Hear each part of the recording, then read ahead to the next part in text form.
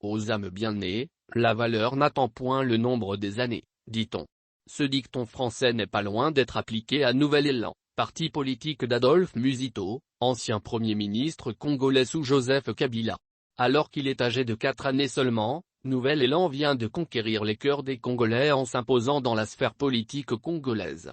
En témoigne le tout récent sondage réalisé du 25 février au 7 juin 2022 auprès de 5512 personnes âgées de 18 ans et plus par le Bureau d'études, de recherche, et de consulting international, Bercy, le groupe d'études sur le Congo, GEC, de l'Université de New York et l'Institut de recherche Ebuteli.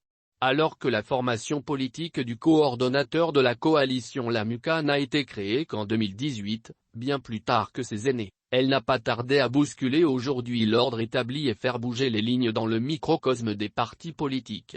À la base de cette performance précoce, estiment des observateurs avertis, le travail de fourmi que ne cesse de réaliser l'état-major du dit parti. En effet, sous l'impulsion de son leader Adolphe Musito, Nouvel Élan s'est mis à s'organiser et à lancer depuis plusieurs mois dans son implantation sur l'ensemble du territoire national. En même temps, Adolphe Musito a également donné le la de la campagne d'élaboration de l'offre politique pour le développement du Congo afin d'avoir le projet politique qui incarne les vraies aspirations du peuple. Les positions tranchées et imperturbables du chef du gouvernement honoraire sur certaines questions d'actualité, agression rwandaise, alliance, élections, ont également beaucoup joué dans la position qu'occupe Nouvel Élan dans ce sondage. Alors qu'on le croyait traverser de l'autre côté et se faire bercer dans les bras du pouvoir, Adolphe Musito est resté dans l'opposition, mieux dans la résistance et y demeure. Pour le moment, le leader de Nouvel Élan n'entend contracter aucune alliance avant d'obtenir les réformes électorales, cheval de bataille de la MUCA dont il est toujours le coordonnateur. Pour le moment, il n'entend pas, non plus, participer à des rapprochements et ni même de certaines alliances contre nature. Les Congolais haïssent des politiciens qui se caractérisent par une transhumance politique éhontée. Par ailleurs, la lutte en faveur des réformes électorales que ne cesse de mener M.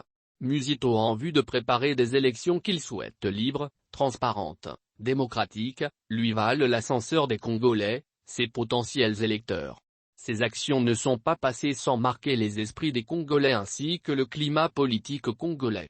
Si bien qu'aujourd'hui il n'est pas étonnant que le parti arrive à s'hisser dans le top 5 des partis politiques qui inspirent confiance aux Congolais. Ceux-ci considèrent le parti d'Adolphe Musito comme l'une des rares organisations politiques capables d'apporter le changement à travers son offre politique. En plus, qu'accusé souvent d'avoir une mémoire courte, les Congolais n'ont pas oublié les performances économiques réalisées, il y a quelques années, par Adolphe Musito lors de son passage à la primature. En effet, l'opinion congolaise se rappelle encore que Musito avait accru considérablement les ressources de l'État et les réserves de change. Il les a fait passer de 100 millions à 1,6 milliard de dollars américains. Il a trouvé un budget de moins d'1 milliard. Au bout de 5 ans, il l'a quadruplé, 3,2 milliards USD, il a revu à la hausse les salaires des médecins, des professeurs, etc. Les Congolais interrogés placent en tête ensemble de Moïse Katumbi avec 44% d'opinion favorable. Suivent l'engagement pour la citoyenneté et le développement, SID, de Martin Fayulu, 42%, le mouvement de libération du Congo, MLC, et l'Union pour la démocratie et le progrès social, UD, respectivement à 38,1 et 38% ainsi que 32,2% pour Nouvel Élan rapporte le sondage. Les auteurs du dit rapport sondage précisent par ailleurs que l'intensité de l'engagement envers la démocratie semble avoir diminué. Lorsqu'on demande aux Congolais quelle devrait être la priorité entre le développement, la sécurité et la démocratie, seuls 18% soutiennent que les élections constituent la priorité absolue, 46% affirmant que ces trois objectifs vont de pair, indiquent ces structures, qui rappellent qu'en 2016, ils étaient 38% à placer les élections comme la priorité la plus importante.